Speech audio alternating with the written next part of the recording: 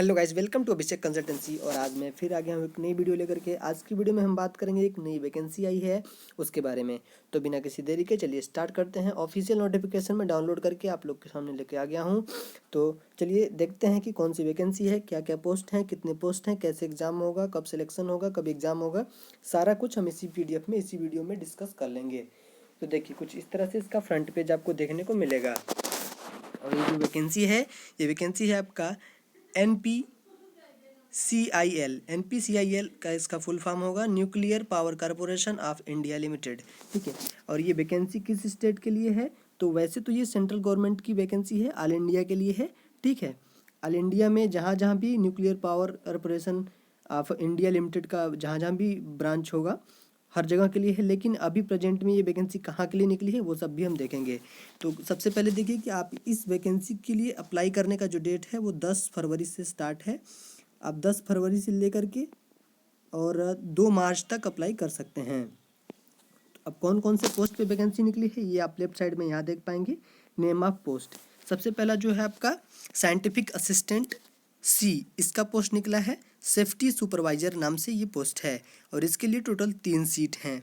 और दूसरा पोस्ट है आपका नर्स ए नर्स का मतलब ये है कि अच्छे ग्रेड की नर्स, A ग्रेड का, इस तरह आप समझिए। तो उसके बाद क्या है, असिस्टेंट ग्रेड 1 का HR का, इसका जो है 13 सीट है। और असिस्टेंट ग्रेड 1 F&A, इसके लिए आपका 11 सीट है। और असिस्टेंट ग्रेड 1 के लिए इसका जो है 4 सीट है। और स्टेनो ग्रेड 1 के लिए आपका 9 सीट है। टोटल देखा जाए तो इस वैकेंसी में 42 सीट हैं, यानी 42 सीटों पर ये वैकेंसी आई है। अब किस पोस्ट के लिए क्या क्वालिफिकेशन चाहिए वो सब आइए नीचे हम देखते हैं। सबसे पहले अगर एज की बात करें तो आपका वैसे जो पहला पोस्ट है साइंटिफिक असिस्टेंट, ठीक है, सेफ्टी सुपरवाइजर का, इसके लिए 18 से 35 साल आपका एज होना चाहिए। ठीक है। और उसके बाद जो नर्स A का है, इसके लिए 18 से 30 साल आपका एज होना चाहिए। और जो असिस्टेंट वाले ग्रेड A वाले हैं, इनके लिए आपका 21 से 28 साल होना चाहिए। ठीक है।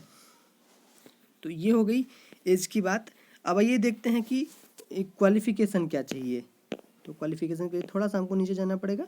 ये देखिए क्वालिफिकेशन, ये जो सेफ्टी सुपरवाइजर पहला पोस्ट है, इसके लिए आपका क्या होना चाहिए, डिप्लोमा इन इंजीनियरिंग। इंजीनियरिंग में आपका डिप्लोमा होना चाहिए मैकेनिकल और जो है इलेक्ट्रिकल के साथ, मतलब इस ट्रेड में होना चाहिए। या तो फिर आपके पास क्या होना चाहिए, BSc, और उसके साथ BSc में आपका क्या सब्जेक्ट होना चाहिए, फिजिक्स केमिस्ट्री और मैथ सब्जेक्ट होना चाहिए। 50% से ज़्यादा आपका रिजल्ट होना चाहिए, चाहे BSc हो या इंजीनियरिंग हो। अगर आपका इंजीनियरिंग है तब तो आपको कोई और चीज़ नहीं चाहिए। लेकिन अगर आपने BSc किया है और फिजिक्स केमिस्ट्री मैथ, तब आप अप्लाई करना चाहते हैं तो आपके पास 1 साल का डिप्लोमा होना चाहिए। किसमें? इंडस्ट्रियल सेफ्टी में 1 साल का डिप्लोमा होना चाहिए। साथ में आपको 4 साल का एक्सपीरियंस होना चाहिए। ठीक है। उसी के बाद तभी आप अप्लाई कर सकते हैं। एक चीज़ और है, जो लोग जैसे कि इंजीनियरिंग कर लेते हैं, कोई ITI करता है और ITI के बाद सीधे एंट्री कर लेता है सेकेंड ईयर डिप्लोमा में। ठीक है। सेकेंड ईयर डिप्लोमा में अगर आप मतलब कि ये इंजीनियरिंग के सेकेंड ईयर डिप्लोमा में अगर आप एंट्री करते हैं ITI के बाद, सीधे हो जाता है। तो हो तो जाता है, लेकिन आप अगर ऐसे किए हैं तो आप इसके लिए एलिजिबल नहीं हैं। अगले पोस्ट पे हम चलिए देखते हैं। अगला पोस्ट जो है आपका नर्स A का, इसके लिए आपका 12th स्टैंडर्ड होना चाहिए, 12th पास। उसके बाद आपका diploma in nursing and midwifery, यानी कि आपका नर्सिंग में डिप्लोमा होना चाहिए और 3 साल का वो होना चाहिए कम से कम। ANM वाला जो है ये भी इसमें चल जाएगा। और उसके बाद अगर बात करें कि अगर आपका ये नहीं है तो अगर आपने BSc, क्योंकि यहाँ और लगा है, तो अगर आपने BSc नर्सिंग की है तो भी आप इसके लिए एलिजिबल हैं। अगला पोस्ट जो है सॉरी, या फिर आपके पास BSc नर्सिंग भी नहीं है तो आपके पास अगर नर्सिंग A सर्टिफिकेट के साथ आप 3 साल का एक्सपीरियंस हॉस्पिटल में है, ठीक है, और सर्टिफिकेट A जो है वो सर्टिफिकेट A मतलब प्रॉपर कुछ निर्धारित किया गया है, वो सर्टिफिकेट है, तो आप इसके लिए अप्लाई कर सकते हैं। और जो नर्सिंग असिस्टेंट है, या फिर नर्सिंग असिस्टेंट क्लास 3 या फिर इसके ऊपर के नर्स हैं आप, तो आप इसके लिए अप्लाई कर सकते हैं। ठीक है। और उसके साथ आपका नर्सिंग काउंसिल में आपका रजिस्ट्रेशन भी जरूर होना चाहिए। और बाकी जो असिस्टेंट ग्रेड के हैं उनके लिए आप देख सकते हैं, राइट साइड में लिखा है टाइपिंग आपकी होनी चाहिए इंग्लिश की 30 वर्ड पर मिनट के साथ में कंप्यूटर प्रोफिशिएंसी के लिए 6 महीने का आपका सर्टिफिकेट कोई भी होना चाहिए। वर्ड एक्सेल ये सबसे आपसे अच्छे से बनना चाहिए। बैचलर डिग्री आपकी होनी चाहिए मिनिमम 50% आपका रिजल्ट भी होना चाहिए, ठीक है, इन सब के लिए। और स्टेनो के लिए क्या होता है, एक शॉर्ट हैंड होता है, उसकी स्पीड आपकी 80 वर्ड पर मिनट होनी चाहिए और पीसी की स्पीड आपकी 40 वर्ड पर मिनट होनी चाहिए कंप्यूटर पे, ठीक है। तो ये है इसका क्वालिफिकेशन। और इसमें देखते हैं पीडीएफ में क्या है इंपॉर्टेंट चीज़ें जो आपका जानना जरूरी है। तो देखिए जो सिलेक्शन प्रोसेस होगा कैसे होगा, इन सभी के लिए जो आपको देखिए सबसे पहला जो पोस्ट है सेफ्टी सुपरवाइजर का, उसके लिए आपका एग्जामिनेशन और इंटरव्यू होगा, ठीक है। और बाकी के जो पोस्ट हैं उसके लिए आपका 3 एग्जाम होंगे। 3 एग्जाम आप ऐसे मानिए, एक प्री का होगा, उसके बाद एडवांस एग्जाम होगा, आप मेंस के नाम से जानते होंगे जिसको जानेंगे, और उस लास्ट का एग्जाम होगा वो स्किल टेस्ट होगा आपका, ठीक है। तो जिस चीज़ के लिए आप अप्लाई कर रहे हैं वो आपका स्किल होना चाहिए, तभी आप अप्लाई कर सकते हैं। जैसे नर्सिंग के लिए है तो इसका भी स्किल टेस्ट होगा, ठीक है। अगर आप असिस्टेंट ग्रेड के लिए कर रहे हैं तो आपका जैसे कंप्यूटर टेस्ट है, टाइपिंग वगैरह, ये सब आते हैं स्किल टेस्ट में, ठीक है। तो ये सब स्किल टेस्ट भी आपको होना पड़ेगा। और इसमें इम्पॉर्टेंट चीज़ें ये हैं कि हम देखते हैं जैसे कि आप यहाँ नर्सिंग के लिए देख लीजिए।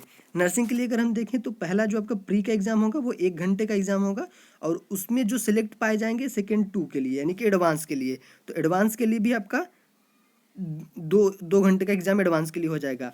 और आपका जो प्री का एग्ज़ाम होगा वो 50 क्वेश्चन होंगे टोटल, ठीक है। और 50 क्वेश्चन आप देख सकते हैं, मैथ के 20 होंगे, साइंस के 20 होंगे, और जनरल अवेयरनेस जो करंट अफेयर्स कहते हैं ये 10 क्वेश्चन होंगे, ठीक है। और एक क्वेश्चन के 3 मार्क्स मिलेंगे, गलत करने पर 1 मार्क्स कट भी जाएंगे। और जो एडवांस की परीक्षा होगी ये भी आप देख सकते हैं, ये 2 घंटे की परीक्षा होगी। तो वीडियो को ज़्यादा लंबी नहीं करते हुए और सारी इंपॉर्टेंट चीज़ें जैसे कि हम बता ही चुके हैं, तो और भी देखते हैं नीचे क्या है, कुछ इंपॉर्टेंट है तो ठीक है, नहीं तो इस वीडियो को अब यहीं तक रखते हैं। हाँ, हाउ टू अप्लाई क्या है कि आप अप्लाई कैसे करेंगे। तो अप्लाई करने के लिए आपको ये इसकी जो ऑफिशियल वेबसाइट है NPCIL career.co.in, इस पे जाकर के अप्लाई कर सकते हैं। अगर ये आपको नहीं मिलता है गूगल में तो मैं पूरी कोशिश करूँगा कि मैं डिस्क्रिप्शन में लिंक दे दूँ, तो वहाँ से सीधे आप जाकर के अप्लाई कर पाएंगे, ठीक है। तो आप और एक चीज़ मैं बताना भूल गया कि ये जो आपका जॉब होगी ये कहाँ के लिए होगी। तो वैसे तो ये ऑल इंडिया में है, कहीं भी आपको भेज सकता है जहाँ इसकी रिक्वायरमेंट होगी, लेकिन अभी जो है ये कर्नाटका स्टेट के लिए है। कर्नाटका स्टेट में कैगा नामक जगह पे इसकी साइट चल रही है, जहाँ पे वहाँ के लिए ये है। तो अगर आप इसमें सिलेक्ट होते हैं, पास होते हैं, तो आपको कर्नाटका जाना पड़ेगा नौकरी करने के लिए, ठीक है। तो अगर आप इंटरेस्टेड हैं तो जरूर इस फॉर्म को फिल कीजिएगा। कोई भी दिक्कत आती है फॉर्म भरने में या फिर किसी और प्रकार की समझने में तो आप कमेंट कीजिएगा, हम पूरी कोशिश करेंगे आपको रिप्लाई करने की। तो आज का वीडियो बस यहीं तक रखते हैं, हम फिर मिलेंगे किसी नई वीडियो नई अपडेट के साथ। तब तक के लिए धन्यवाद।